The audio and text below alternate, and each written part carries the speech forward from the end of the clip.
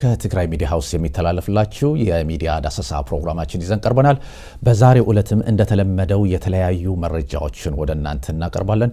እስከ መጨረሻው ድረስ ከኛ ጋር ቆይታችሁ እንድትከታተሉን ከወዲሁ በአክብሮት ጋብዛለሁ።